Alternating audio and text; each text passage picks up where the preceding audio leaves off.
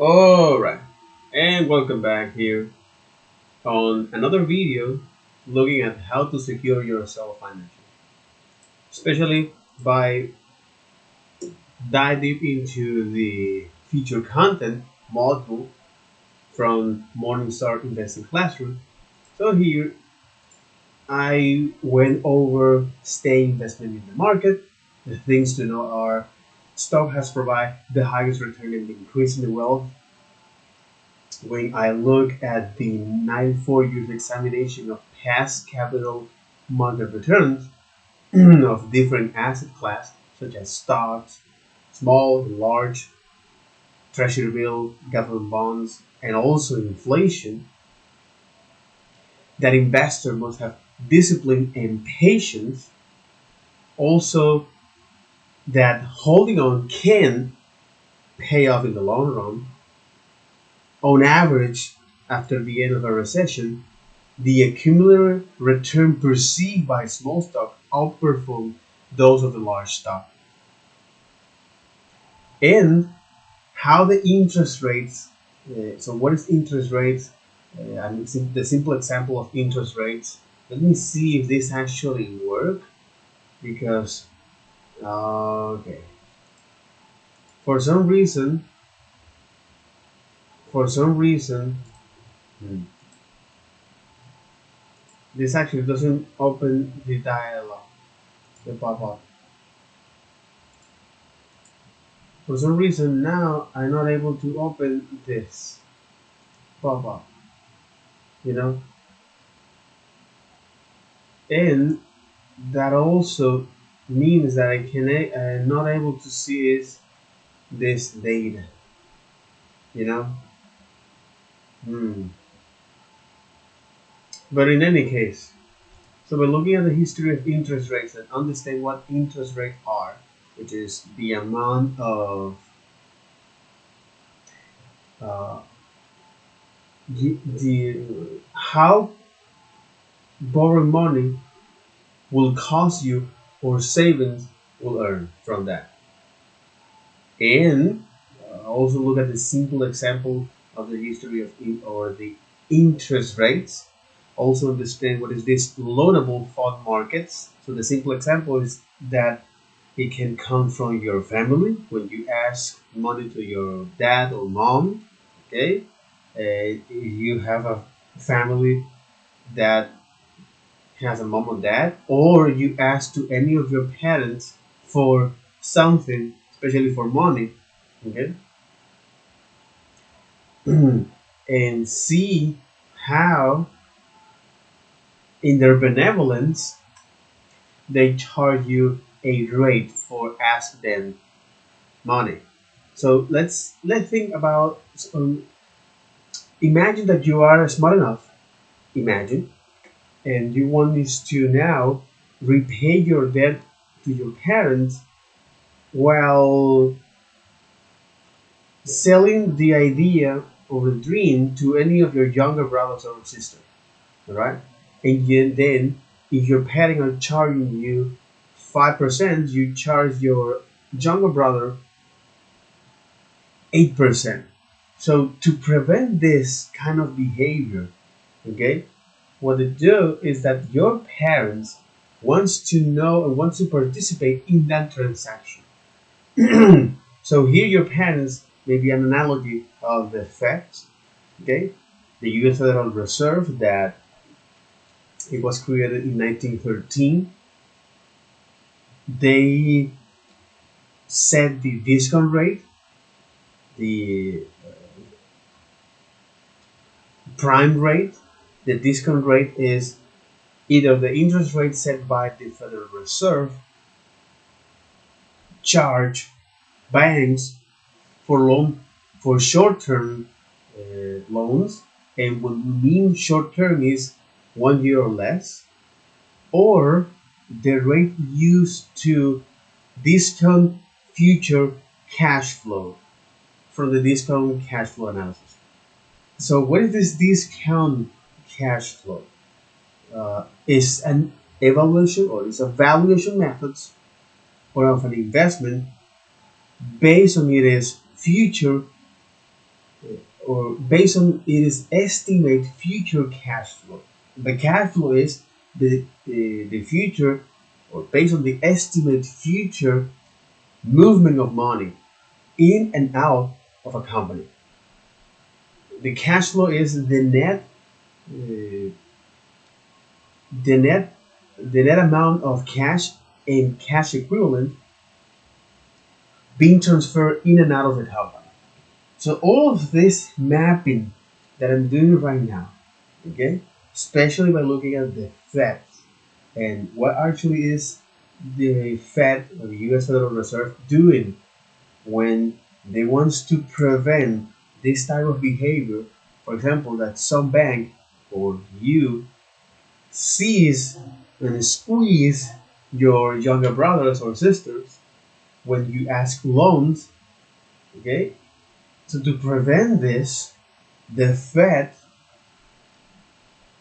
used the federal fund rate, which is the interest rate at which commercial banks lend from each other, and tried to achieve that target by buying and selling security in the federal open market. So he is another actor in that transaction. Okay, and once I understand that, okay, that to me, not only to understand but also be able to articulate that, to mention that, to speak that out loud.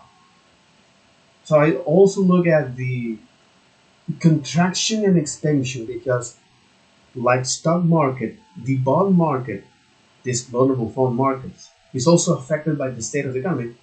And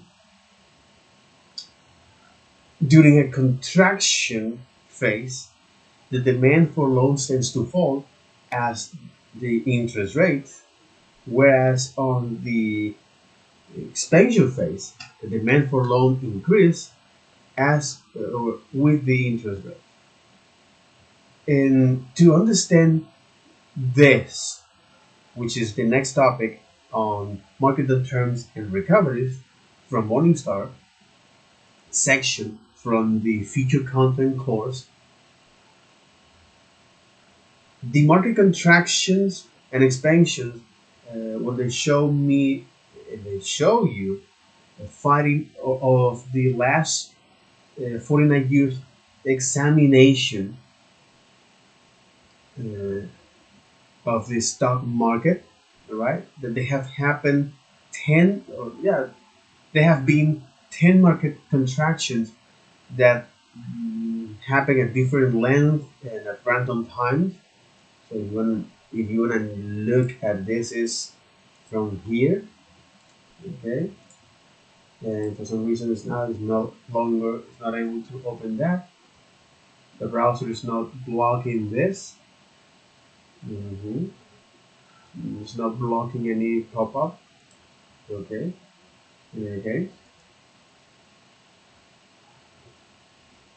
So by looking at this market on trends and recoveries, the idea here is that looking at this historical data, especially for investors who have a long-term horizon or wants to have long-term investments such as retirement, for example. So it's important to see how the market performed as one of them and how rates decrease over time. So by looking at this stock market contraction, something that I mentioned before, that they have 10 market contraction over the past uh, 49 years, that ends, each one of the contractions ends a stock market cycle, a complete round of a stock price fluctuation. Okay, and again, this contractions or this decline happen at random times and last for varying time periods. Okay, but that contraction is defined as when the stock market lost 10% of their value from its peak or more, or when the stock market value. Mhm. So when the stock market value, when the stock market value declined from its peak 10% or more. And the recoveries, uh, or the expansion, I mean, in this case. So the expansion measures the recovery of an index when it's at the very bottom of during at the contraction and compare that to the previous peak and the subsequent performance onto the next level peak before another 10% decline, right? So the whole idea of this expansion, the measure is the recovery or the upswing in security following a long decline. The term is also used to describe the um,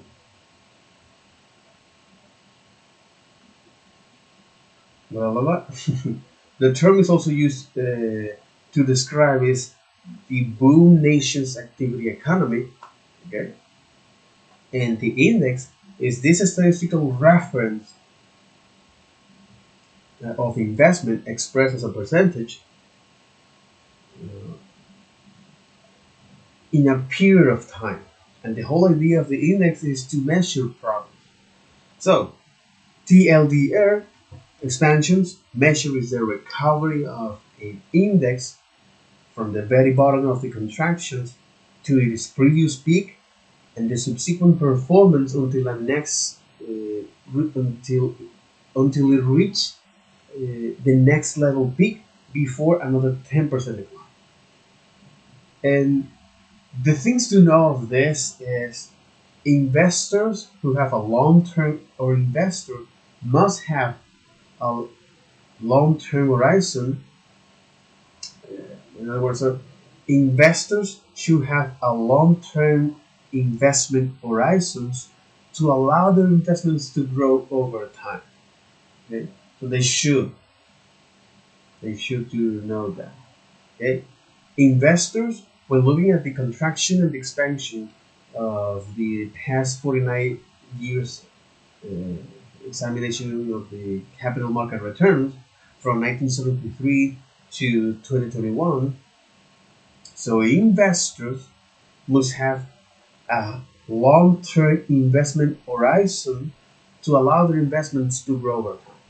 And when it comes to market terms and recoveries, which was one of the things that struck me the most, is that uh, looking at this data to get a bigger picture of how the market performs, especially from the U.S. equity market. By equity is, depending on the context, so equity is the amount or the total assets minus its liabilities, the net worth of a company, the amount of share you own from a company, or the total amount of property minus its liens. The total value of a property minus its liens, meaning their debt or obligations, because a lien is the legal right to someone else possess your property until a debt is repaid or uh, or an obligation is met. So, for example, if someone actually owns you $1 million, you can use a lien to seize one of their property until that debt is repaid. Okay, there are several types of liens. When I look here, liens here. Okay, uh, and okay, judgment liens, statutory liens, and again, all of this is to align myself with this.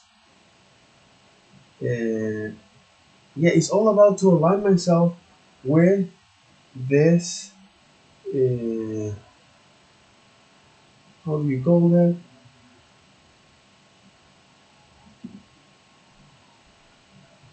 Me. Uh, to align myself with the game, the historical moment that I'm living right now.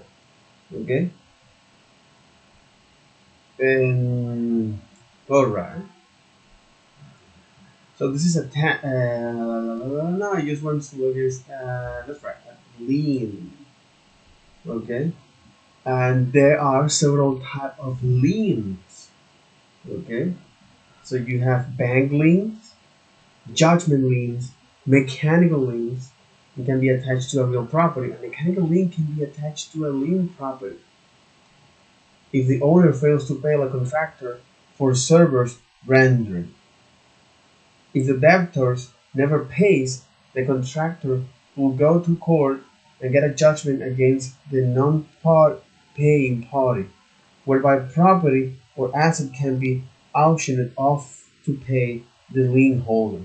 Many service providers have the option to place a lien to secure payment, including construction company and dry cleaners.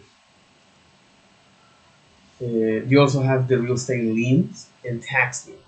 To understand this, all right, this type of liens, so the bank can seize your asset if you not pay your debt or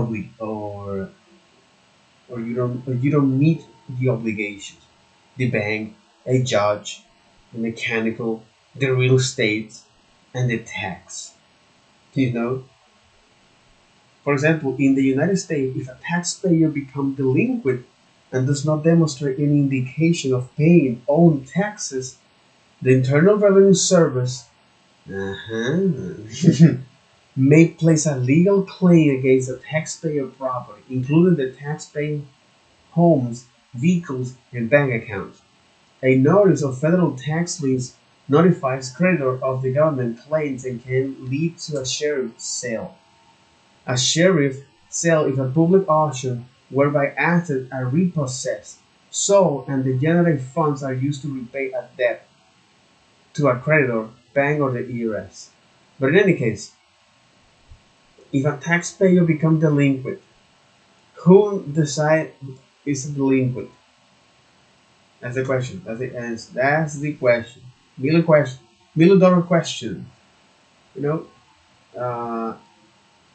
So once I look at the U.S. equity market, downturns and recovery, and understand what equity means, that is the total amount of asset minus its liabilities, or the business net worth, the total amount of assets you own from a company, or the total value of a property minus its lien, minus this debt or obligations.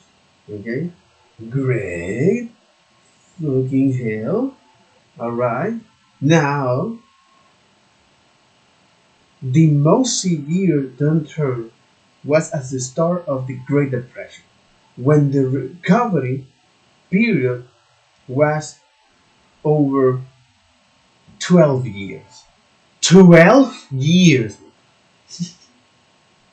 More recently, so the stock lost over 80% of the value, specifically 83.4% of the value according to Morningstar. You gotta be fucking kidding me, man. It's like you suddenly have an arepa, alright? And then you only have this one finger of that. It's like, what the hell? In any case. So yeah, that's one of them, alright? And the other, uh, is, or more recently, is the stock loss. When the stock lost 44.7% at the early 2000, okay, with the dot-com bubble, and the recovery period lasting 4 years. Okay, was the second longest in history. 4 years. And during the 2007-2009 bear market, the downturn lasts for 16 months and the recovery took 37 months, meaning more than a year, more than 3 years. 3 years and 1 month, 2 months, roughly. You gotta be fucking kidding me. If you're going to wait for that amount of time without doing anything, with just doing what others say, without actually don't grab your life like the balls or the uterus, whatever. Okay. So this is the things to know of this. Okay. By looking at the downturns and recovery of the U.S. equity market, that stocks are prone to sudden loss value for different reasons. Okay. Most of the times are for war or during some now I think this will be more projected to economic wars for that, you know. Uh, and then, so once I look at the market contractions and expansions, in the downturns and recovery, or the bear market, or and the bull market, uh, so I'm going to look is the downturn and recovery, but from the asset classes perspective, such as stack, such as bond, stocks, some other asset classes with some sample portfolio structures, uh, like here. Okay.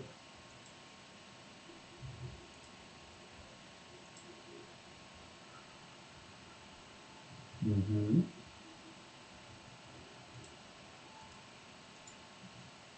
Like this. And we also look at the correlation of different assets with the broader market. Okay, cool. Then we look at the bond yields during recession. Okay. Um, and the bond yields during recessions are driven by, or the bond yields in general, or this return. If you talk about yields, is the return bond yield. The bond yields are driven by factors such as the supply and demand for loans, monetary policy, and inflation expectation. So the Fed has two primary main tools to regulate or to set this monetary policy. The discount rate, which is something that I already mentioned, which is the interest rates that the Federal Reserve charges banks for short-term loans, or the rate used to discount future cash flow for the discount cash flow analysis, or the DCF. Okay, and this discount cash flow is just it's just an valuation method. Uh, yeah, it's just a valuation method to estimate the value of an investment based on its expected future cash flow, based on its expected movement, money, the movement of the money in and out of the company. So they make this evaluation of that. Okay, and so it has, so the Fed has the discount rate and also the uh, the discount rate and the federal fund rates. This rate that it tried to achieve that target by buying and selling security in the federal open market, because this is the rate at which commercial banks lend fund each other. So again, during an economic during an economic contraction, the demand for loans fall. So the Fed lower the interest rates first to make the cost of borrowing mm, yeah, to reduce the cost of borrowing and stimulate the consumer spending. And during an economic expansion, the demand for loans increase, and the Fed wants to keep in check inflation. The Fed may want to keep inflation in check. And this is something important to understand. During the expansion, the Fed may want to keep inflation in check and tightening monetary policy by increasing interest rate.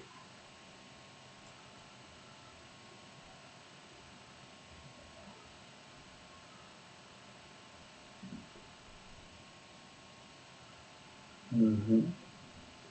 And the Fed may want to keep inflation in check and tightening monetary policy by increasing interest rate. So short-term interest rates like treasury bills have a close correlation, and this is explaining this. Uh, so during an expansion, the Fed may want to keep inflation in check and tightening this monetary policy. This can rate the cost of borrowing money in the federal fund rate, the rate at which these commercial banks lend fund each other. Okay, and they do that uh, by target that the federal fund rate, okay, which has a close correlation with the treasury bill, and they do that by targeting through open market operations. So okay, to understand this, all right, especially at this high level, how the economic system works, it's important to understand that. Uh,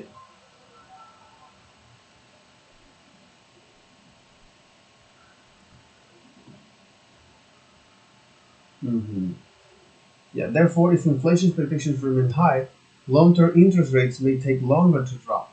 So after I mentioned that, okay, that the Fed has these primary tools and how to use that depending on the state of the economy, if we're living in a contraction or an expansion, okay, and because what we care about here is how bond yields performs in a recession. Well, bond yields during recession is like, well, how bonds rates are affected by inflation. Because so far I know how the bond yields are affected by factors such as the supply and demand for loans and the monetary policy. But how bonds are affected by inflation, bond yield, especially long-term bond yields, are sensitive to inflation expectations because inflations can erode their value of a bond over time. Okay, so TLDR, how bonds rates are affected by inflation because especially bond yields, especially long-term bond yields, are sensitive to inflation because it erodes the value of a bond over time. Okay. And if inflation, and again, this is based on the inflation expectation, that's one of the driven factors of bond yields, right? The supply and demand for loans, the monetary policy, and the inflation. All right. So inflation affect how uh, bond yields, especially long-term bond yields, because it can erode the value of a bond over time. So the question is, why the mother of in hell is a bond? You know? So what in the in hell is a bond, my friend? So according to Investopedia, so a bond is a fixed income instrument that represents a loan made by an investor to a borrower. A fixed income instrument that represent a loan by an investor to a borrower. This is the general description of this. Okay? From the high level, a bond is a fixed income instrument. Okay, a bond is a fixed income instrument that represent a loan. Okay, you have this fixed income instrument that represent a loan. That represent a loan made by an investor, to a borrower. So, from typically corporate or government. So this fixed income investment, or this fixed income instrument that represent a loan made by an investor to a borrower, okay, typically the corporate or government that issue this loan, okay, to a borrower. Uh, yeah, they issue bond, they issue these loans, or they issue this debt, this IOU to an investor. So that's what is a bond, James Bond. A fixed income instrument, okay, a fixed income instrument that represent a loan. Is this fixed income is it's a fixed income instrument that represent a loan made by an investor to a borrower, and the borrower here is usually corporations and government, right? Okay, okay.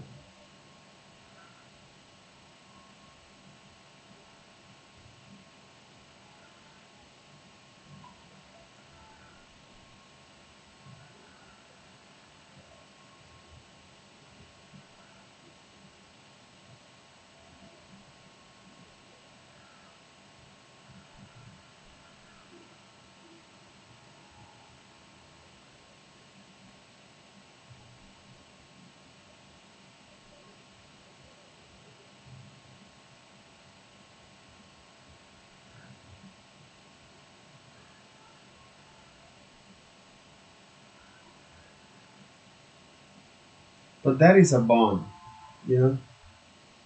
That is a bond. That a bond is a fixed income instrument. Okay, so that is a bond. Is this fixed income instrument that represent a loan made by an investor to a borrower, typically the corporation or government. So you can think of a bond as an IOU between the lender and the borrower that includes all the that include the detail of a loan and its payment. So a more definition or a more or the definition from Bonds bonds are units of debt issued by companies or in governments. from Investopedia, it says that they are unit of debt issued by companies or corporations that can be converted into tradable assets. Holy shit. You know, and things start to become. So this is the entry point of the rabbit hole. This is just the entry point of the rabbit hole. Completely, man. Holy fudge. Holy fudge, holy fudge.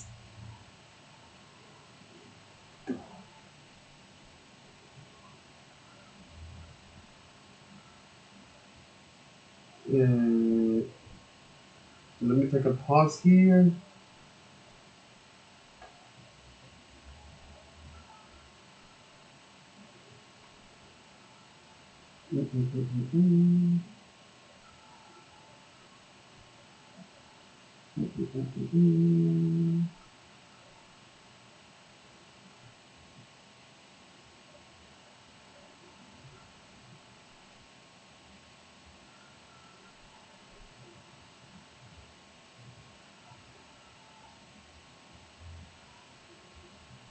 Okay. Yeah, so with that, I'm going to wrap this video. So wish you the best. Take care. Bye bye.